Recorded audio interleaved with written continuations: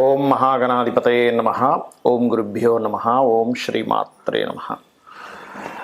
వాస్తుశాస్త్రరీత్యా మనం ఈరోజు ఒక్కొక్క విషయం తెలుసుకుంటూ ఉన్నాం. 16 జోన్స్. మరియు అదేవిధంగా ఇక్కడ ఏంటంటే వాస్తుశాస్త్రము అనగానే అందరికీ ఉన్నటువంటి అపోహ పర్టికులర్గా ఏమిటంటే వాస్తు చూపించుకోవడం అంటే ఏదో విరగొట్టడము, పగలగొట్టడము అని అనుకుంటారు. అలా ఏమీ ఉండదు. ఇంట్లో పెట్టుకున్నటువంటి వస్తువులు, ఇంట్లో వేసేటువంటి రంగు, నిర్మాణంలో ఉన్నటువంటి డిఫెక్ట్స్, అది డోర్ పాయింట్ కావచ్చు, బాత్రూమ్ పాయింట్ కావచ్చు, ఇంట్లో చేసే యాక్టివిటీస్ కావచ్చు, ఇంట్లో ఉండేటువంటి వస్తువులు కావచ్చు, ఇంట్లో మనం చేసే యాక్టివిటీ కావచ్చు, దీని గురించి మనం ఒక్కొక్కటి మనం తెలుసుకుందాం. కొంతమంది ఇళ్లల్లో ఇంట్లో నలుగురుంటే నలుగురికి ఒక్కొక్కరు ఆలోచన విధానం ఒక్కొక్క రకంగా ఉంటుంది. ఒకరికి సఖ్యత అనేటువంటిది ఉండదు. అది ఎందుకు? భార్యకి భర్తకి నో, అదేవిధంగా పిల్లలకి తల్లిదండ్రులకి, ఆ ఇంట్లో ఇంకేదైనా రిలేషన్స్ ఉంటాయి, బావమర్దం అనుకోండి, లేకపోతే ఇంట్లోనే కొన్ని ఇళ్లలో మనం చూస్తూ ఉంటాం. కింద అపార్ట్మెంట్లో ఉంటే పై ఓడితో కింద ఓడితో పడదు. ఏ సౌండ్ వస్తే వాళ్ళు పై వాళ్ళు కిందకు వస్తారు, లేకపోతే కింద వాళ్ళు పైకి వస్తుంటారు. పక్కింటి వాళ్ళతో పడదు. మీ షూ ర్యాక్ మా దగ్గర పెట్టారేంటి, మీరు ఇక్కడ చెప్పులు ఊలుతున్నారంటారు.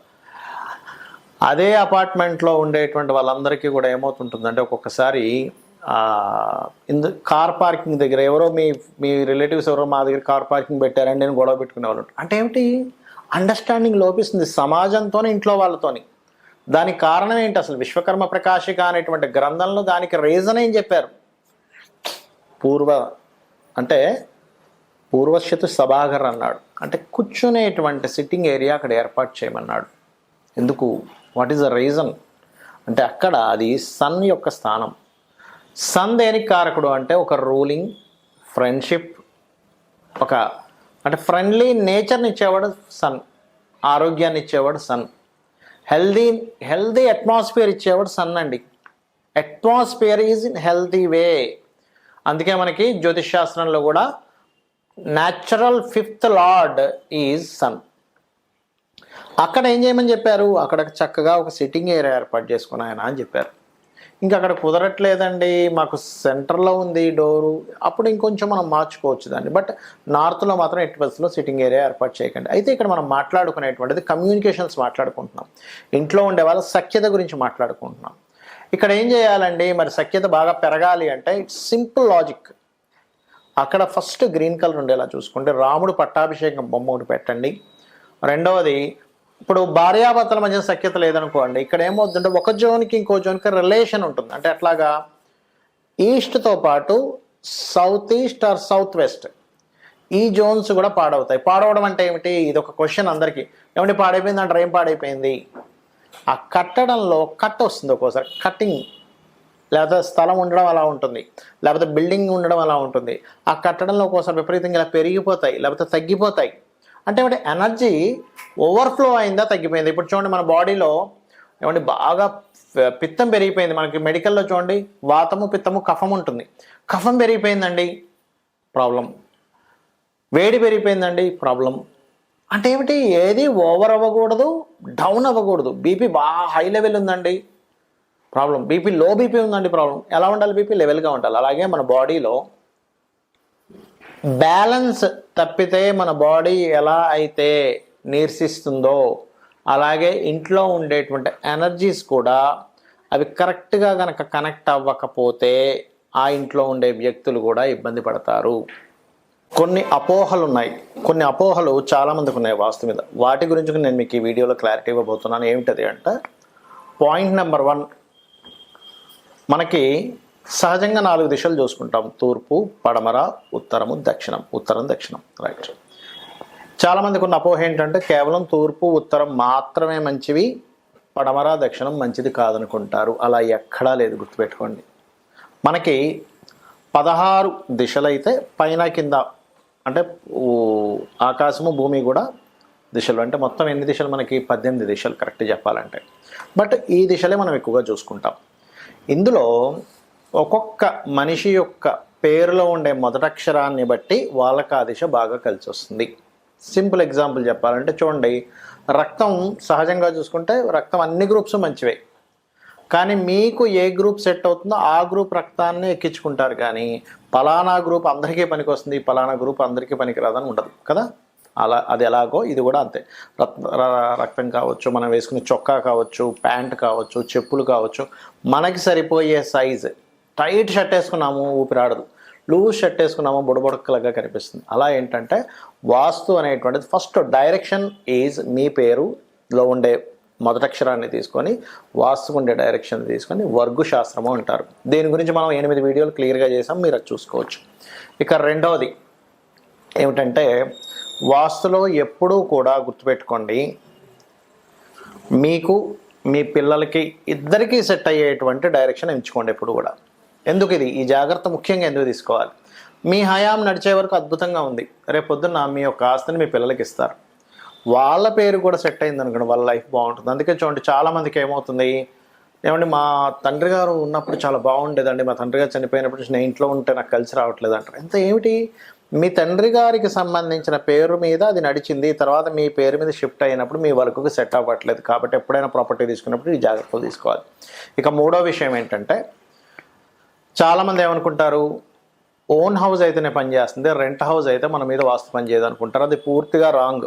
ఎందుకంటే ఇక్కడ చూడండి, మనం ఒక ఫ్రెండ్ వెహికల్ తీసుకొని మనం బయలుదేరాం, పంచర్ అయింది వెహికల్, ఎఫెక్ట్ మనం పడుతున్నాం, లేదా పడ్డాము, మనకి దెబ్బ తగలకుండా ఉంటుందాం. ఫ్రెండ్ దండి వెహికల్, నాకెందుకు దెబ్బ తగలాలనుకుంటున్నాం మనం, ఎందుకు బండి కొంత డ్యామేజ్ అవ్వచ్చు, మనకి ఎంతో కొంత దెబ్బ తగలవచ్చు. అంటే ఏమిటి ఇక్కడ రీజన్, ఆ వెహికల్ మీ నుంచి పడితే ఎలా అయితే మనకి ఎంతో కొంత ఇంజ్యూర్ అవుతుందో, ఆ వాస్తు ఓన్ హౌస్ అయినా రెంట్ హౌస్ అయినా దాని ప్రభావమే.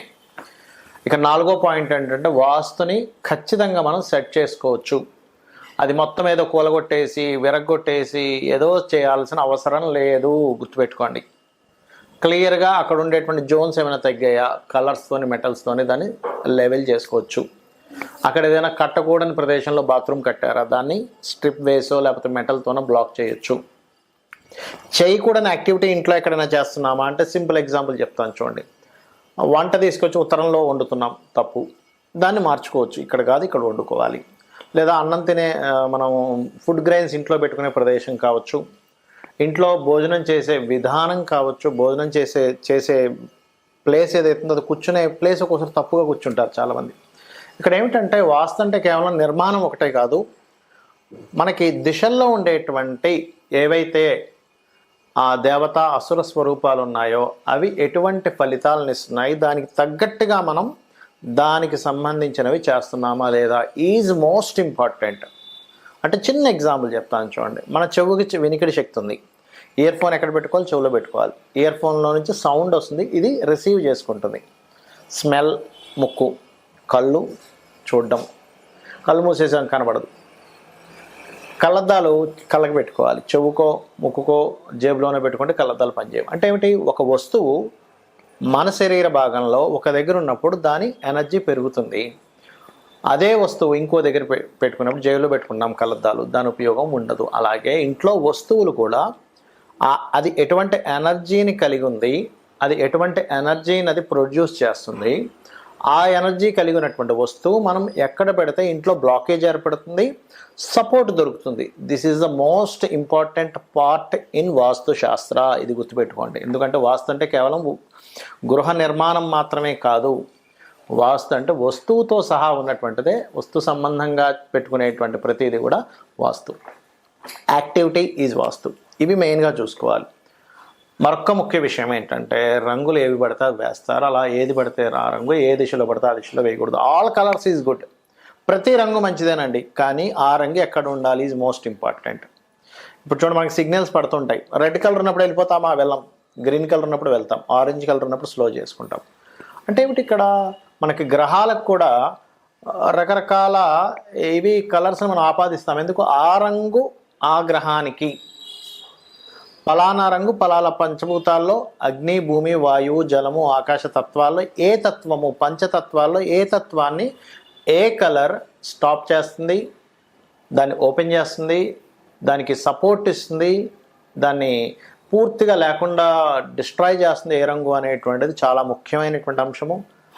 ఇందులో రకరకాల అంశాలు ఉంటాయి, వాటిని మనం ఒక్కొక్క విధానంగా మనం చెప్పుకుంటూ వస్తున్నాం. కాబట్టి వాస్తుని సెట్ చేసుకోవడం ద్వారా మన చేతుల్లో ఉన్నటువంటిది వాస్తు. జాతకం అంటే ఏంటంటే మనం పూర్వజంలో చేసుకున్న కర్మ బట్టి వస్తుంది. వాస్తు కూడా ఇంచుమించుగా మనం కర్మలను బట్టి అట్లాంటి ఇళ్లలో ఉంటాం, కానీ ఎంతో కొంత మనకి స్కోప్ ఉంటుంది. సో మీరు జాతక చక్రరీత్యా వాస్తురీత్యా మీరు ఈ యొక్క జాగ్రత్తలు తీసుకుంటూ అమ్మవారి అనుగ్రహాన్ని మీరు పరిపూర్ణంగా పొందాలి అని మనస్ఫూర్తిగా కోరుకుంటూ శ్రీమాత్రే నమః.